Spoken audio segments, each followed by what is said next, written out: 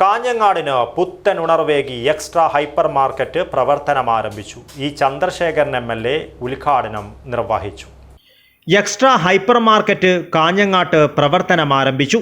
Big mall ബിൽഡിംഗിലാണ് സ്ഥാപനം പ്രവർത്തനം ആരംഭിച്ചിരിക്കുന്നത്.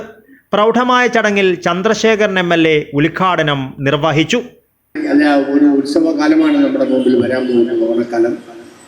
തീർച്ചയായും അതുപോലുള്ള മറ്റൊട്ടേറെ സന്ദർഭങ്ങൾ നമുക്കുണ്ട്. ക്രിസ്മസ് ഉണ്ട്, അതുപോലെ തന്നെ നമ്മളെ സംബന്ധിച്ചിടത്തോളം വലിയ പെരുന്നാൾ ഉൾപ്പെടെയുള്ള കാര്യങ്ങളൊക്കെ വരാറുണ്ട്.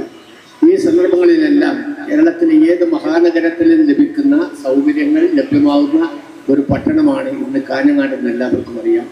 കാഞ്ഞങ്ങാട് എല്ലാവിധ സൗകര്യങ്ങളുമുള്ള ഏറ്റവും ആധുനികമായ എല്ലാ സംവിധാനങ്ങളും ഒരുക്കിയിട്ടുള്ള ഒരു നഗരം തന്നെയാണ്.